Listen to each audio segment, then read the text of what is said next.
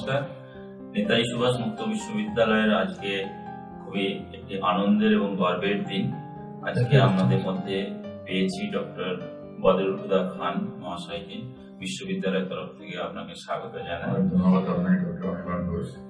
আপনারা সকলেই জানেন এবং শুনেছেন এবং দেখেওছেন ডক্টর খানকে, যে ই লার্নিং বিষয়ে ওনার প্রচুর কাজ আছে, ওনার অনেক গবেষণা আছে। আমরা প্রচুর কাজও দেখেছি এবং ওনার অনেক গবেষণাপত্র দেখেছি এবং ওনার প্রচুর বই আমরা দেখেছি। ইদানিং যে বইটি খুব প্রচলিত এবং আলোচিত সেটি হচ্ছে ই লার্নিং ওপরে উনি লিখেছেন, যেটি বিভিন্ন দেশে অনুবাদিত হয়েছে। আমাদের পশ্চিমবঙ্গেও সেটি অনুবাদ হয়েছে ই লার্নিং এর উপরে ওনার যে লেখা বই। আজকে আমরা ডক্টর খানের কাছ থেকে জানতে চাইবো ই লার্নিং বিষয়ে ওনার কি মতামত, কি অভিজ্ঞতা, আমরা আরো কিভাবে আমাদের ছাত্রছাত্রীর কাছে পৌঁছে যাব এই ই লার্নিং এর মাধ্যমে। ডক্টর খান। ডক্টর অনির্বাণ ঘোষ, আপনাকে অনেক ধন্যবাদ আমাকে আমন্ত্রণ জানানোর জন্য এবং এবারে আবার ফিরে আসা মুক্ত বিশ্ববিদ্যালয়ে। এবার আমি আমার তরফ থেকে সবাইকে জানাচ্ছি আন্তরিক শুভেচ্ছা এবং যারা আমাদের দর্শকরা আছেন তাদেরকে অনুরোধ জানাচ্ছি যে আপনারা সবসময় খেয়াল রাখবেন আমাদের শিক্ষা জগতে নতুনত্ব আসছে। শিক্ষা জগৎকে উন্নত করার জন্যে আমরা সবাই আগ্রহী। যেমন ধরুন ই লার্নিং জিনিসটা কি? ই হচ্ছে যত ধরনের ইলেকট্রনিক ডিভাইসেস, যেমন ধরুন কম্পিউটার, রেডিও, টেলিভিশন, ধরুন আপনার মোবাইল ফোন, স্মার্টফোন, সবগুলো ই অথবা ইলেকট্রনিক ডিভাইসেস। এগুলো, এই ডিভাইসগুলোকে একটু আপনার যদি চিন্তা করেন একটা ডেলিভারি, একটা মিডিয়াম হিসেবে ব্যবহার করে যদি শিক্ষার মান উন্নত করা যায় এবং শিক্ষণ পরিবেশ সৃষ্টি করা যায়, সেটা হচ্ছে ই লার্নিং। তাহলে আপনি ধরুন ই লার্নিং যেমন হচ্ছে যে কোনো ধরনের ই লার্নিংয়ের জন্য আপনার কি কি ধরনের ডিভাইসেস আছে। হয়তো আপনার কাছে রেডিও আছে, ইলেকট্রনিক, তো রেডিওর মাধ্যমে আপনি এই আমার যে ছোটোখাটো যে ডিসকাশনে আমি ইনভলভ হয়েছি এটা জানিয়ে দিতে পারেন। এর মাধ্যমে যদি শিক্ষার্থীরা শেখে, দ্যাট ইজ ই লার্নিং। তেমনি অনেকে হয়তো মোবাইল ফোনের মাধ্যমে ওরা কিছু শিখছে, তো আমরা ওইটাকে বলছি মোবাইল লার্নিং, ওইটাও e learning. So e learning জিনিসটা, ইলেকট্রনিক লার্নিং, এটা নতুন কিছু নয়। রেডিও টেলিভিশনে যখন শুরু হয়েছে ইলেকট্রনিক ডিভাইসে, তখন ওইটা আমরা ই লার্নিং বলতাম অন্যভাবে, যে এটা হচ্ছে দূরদর্শন বা এ ধরনের কিছু। এখনকার যুগে যেহেতু ইন্টারনেট, ওয়েব এগুলোর প্রচলন বেড়ে গেছে, সাধারণ মানুষের কাছে পৌঁছে গেছে মোবাইল ফোন, একটু এদিক ওদিক ক্লিক করে তারা বিশ্বের সব কিছু জেনে যাচ্ছে।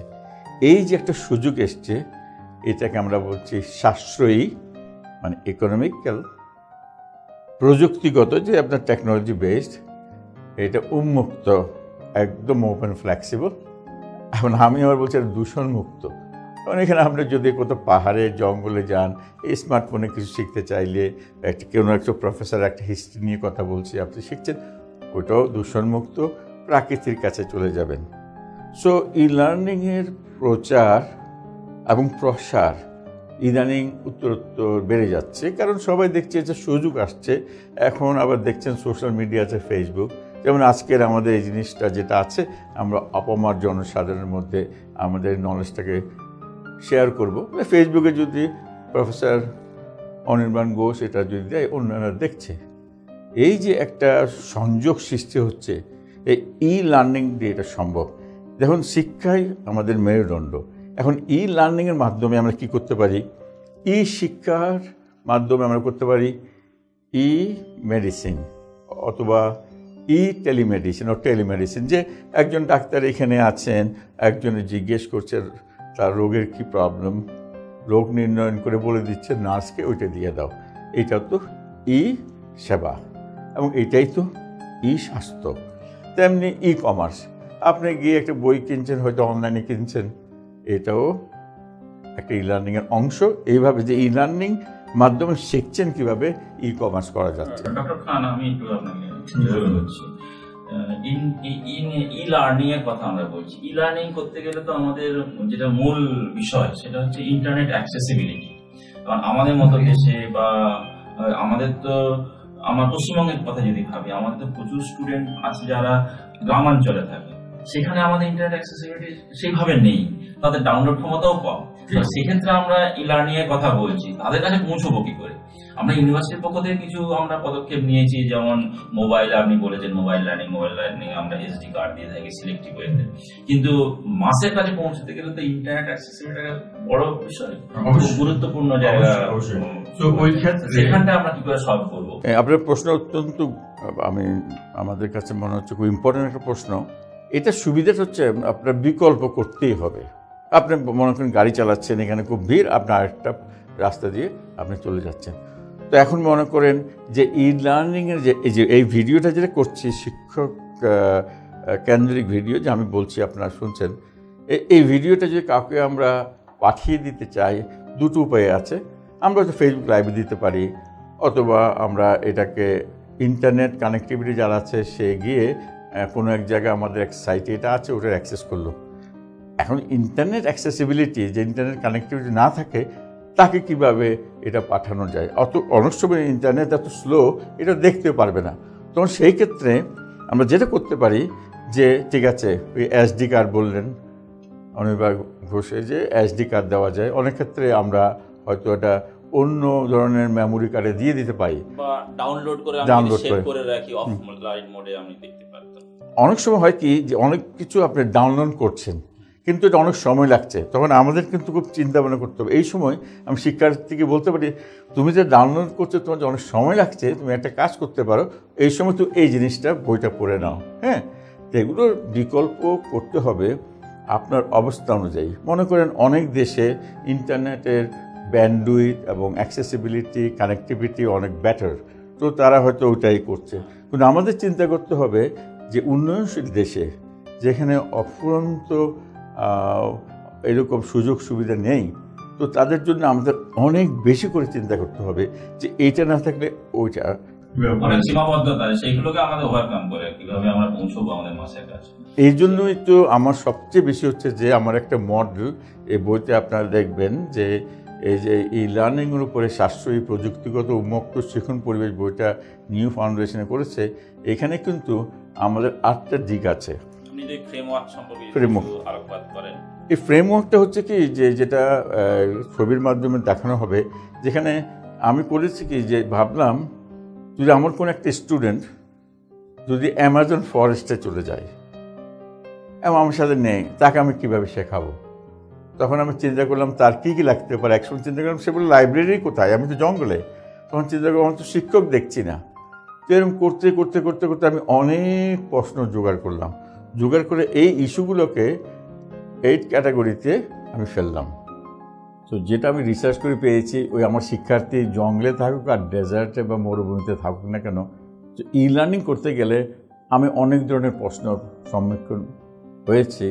সেটা হচ্ছে যে ওরা কোত্থেকে শিখবে, কীভাবে শিখবে, টিচার কোথায়, আর লাইব্রেরি কোথায়। তো আমি করেছি কি, ওই প্রশ্নগুলো চিন্তা করে 8 ভাগে ভাগ করিয়েছি।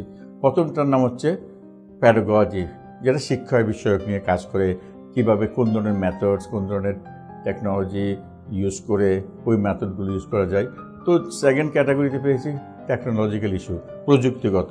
ওখানে যে আমি টেলিফোন ইউজ করব, নাকি মোবাইল ফোন ইউজ করব, নাকি কম্পিউটার ইউজ করব, তখন আবার আমি কীভাবে কানেক্ট করব, কানেক্টিভিটি। তারপর আছে হয়তো যেটা আপনি বলছেন ইন্টারফেস ডিজাইন।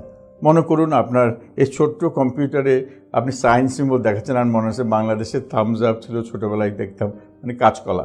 কিন্তু আমেরিকান প্রফেসরের একটা জিনিস আপনাকে জিজ্ঞেস করলো, আপনি ভালো করলেন, তখন বললো যে কাঁচকলা। তো বাঙালি বললো যে হ্যাঁ আমি তো ভালো করলাম, ঠিক উত্তর দিলাম, কেন কাঁচকলা দেখাচ্ছে?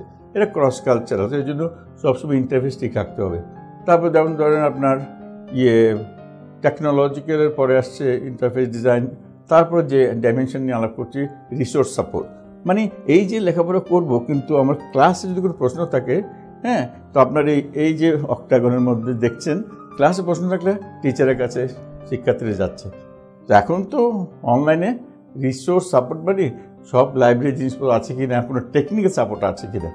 তারপরে যাচ্ছে ম্যানেজমেন্ট। আমরা ক্লাসে যখন আসি তখন বইপত্র নিয়ে আসি প্রফেসররা, কিন্তু এইখানে অক্টোবরে দেখেন ম্যানেজমেন্টে দেখেন এখানে এই জিনিসপত্রগুলো যে লার্নিং জিনিসপত্র যেগুলো দরকার মেটেরিয়ালস, ওগুলো তো ইন্টারনেট দেওয়া হবে, এগুলো ঠিকমতো আছে কিনা এটা ম্যানেজ করতে হবে। তারপর আরেকটা জিনিস হচ্ছে যে ইভ্যালুয়েশন, এই যে একজন শিক্ষার্থী ক্লাসটা নিচ্ছে শিখছে কিনা, তাকে কিভাবে টেস্টিং করবেন, এবং যারা যারা পড়াচ্ছে তারা কেমন পারফরমেন্স করছে ওটা জানতে হবে। তারপরে হচ্ছে আমাদের নৈতিকতা, যে আমি এখন এখান থেকে পড়াচ্ছি, আমার একটা স্টুডেন্ট যে অন্য দেশে থাকে, ও যদি ঘুমিয়ে থাকে, আমি যখন পড়াই সে তো লাইভ সিনক্রোনাইজ আসতে পারবে না, তো আমাদের চিন্তা করতে হবে। প্লাজারিজম, কপিরাইট ইস্যু, এগুলো চিন্তা করতে হবে, এগুলো নৈতিকতা। লাস্ট একটা হচ্ছে ইনস্টিটিউশনাল, প্রাতিষ্ঠানিক, যে আমরা রেগুলার ইউনিভার্সিটিতে আমরা কী করি, academic affairs, student services, administrative affairs, এগুলো নিয়ে ভাবছি। কিন্তু অনলাইনে যখন কোর্স দেবেন এগুলো ভাবতে হবে। তাহলে আপনার করতে হবে শিক্ষার্থীকে মাঝখানে রেখে, শিক্ষার্থীকে এই অক্টাগনের মাঝখানে রেখে প্রশ্ন রেখে আপনি জিজ্ঞেস করবেন আপনি কি সত্যিকার লার্নিং করতে পারবেন, যেটা হচ্ছে অত্যন্ত মিনিংফুল, যেটা খুব ইন্টারাক্টিভ হবে এবং শিক্ষার্থীদের লেখাপড়ায় মান উন্নয়নে এবং তাদের জীবন গঠনে সহায়তা করবে। এই হচ্ছে এই অক্টাগন লার্নিং ফ্রেমওয়ার্ক বলছি। ধন্যবাদ ডক্টর খান। আমরা এতক্ষণ শুনলাম যে লার্নিং এর উপযোগিতা এবং তার সীমাবদ্ধতা নিয়েও আমরা আলোচনা করলাম। আমরা যদি দেখি, আমরা প্রতিদিনের জীবনে কোনো না কোনো সময় কিছু না কিছুক্ষণ আমরা ইন্টারনেটের সাহায্য নিয়ে থাকি। ইন্টারনেট একদিন না থাকলে যেন মনে হয় পৃথিবী থেকে আমরা আলাদা হয়ে গেলাম। কিন্তু সেই ইন্টারনেটটা আমরা কিভাবে ইউজ করছি, কিসের জন্য ইউজ করছি, আমরা যদি দেখি যে হয় গান শুনছি, নয় খেলা দেখছি, নয় নিউজ দেখছি, কিন্তু এগুলো তো লার্নিং এর মধ্যেই পড়ে। কিন্তু আমরা এখানে লার্নিং এর কথা যেটা বলার চেষ্টা করছি, বা ডক্টর খানও যেটা বলার চেষ্টা করেছেন, কোনো একাডেমিক কন্টেন্টের কথা আমরা বলছি। সেখানে আমরা গান শুনছি, খেলা দেখছি, খবর দেখি, সেগুলো তো কিন্তু লার্নিং এর পার্ট। কিন্তু আমরা যদি কোনো একাডেমিক কন্টেন্টকে দেখতে চাই, সেটা কিন্তু লার্নিং এর মধ্যে চলে আসছে, এবং সেইটা যদি আমরা আরো বেশি করে অ্যাক্সেস করার চেষ্টা করি, তাহলে কিন্তু আমরা অনেক কিছু জানতে পারবো পৃথিবী কোথায়, এমনকি বিদেশি ইউনিভার্সিটিরও আমরা একাডেমিক কন্টেন্ট পেতে পারি লার্নিং এর থ্রু দিয়ে। তো ডক্টর খান অনেক ব্যস্ত মানুষ, সারা পৃথিবীব্যাপী উনি বিচরণ করেন লার্নিং নিয়েই, তো অনেক জায়গায় উনি বক্তৃতা দেন। আজকে আমরা পেয়েছি ডক্টর খানকে, আমরা ভাগ্যবান। ধন্যবাদ। আবার যখন কখনো যদি আমরা সুযোগ পাই, ওনাকে নিয়ে আসবো আমাদের স্টুডিওতে, আবার আমরা শুনবো লার্নিং সম্পর্কে। ধন্যবাদ আপনার সবাইকে। আপনারা লার্নিংয়ে অংশগ্রহণ করুন এবং আপনার আত্মীয় স্বজন সবাইকে লার্নিংয়ের যে সুবিধা এটা বোঝাবেন। আশা করি আমাদের সারা বাংলাদেশ, উড়িষ্যা, পশ্চিমবঙ্গ, আসামের কিছু কিছু অংশে আমরা বাংলাভাষী সবার কাছে অনুরোধ করবো লার্নিং করতে। এই জন্য আমার কিছু পদক্ষেপ আছে। আমরা শুরু করব লার্নিং ভ্যান দিয়ে, যেখানে এই ধরনের লার্নিংয়ের প্রচার কীভাবে করা যায় ও মুক্ত বিশ্ববিদ্যালয়ের কোর্সগুলোকে সবাই অংশগ্রহণ করে, সেটার আমাদের একটা পদক্ষেপ নেব। ধন্যবাদ সবাইকে। ধন্যবাদ।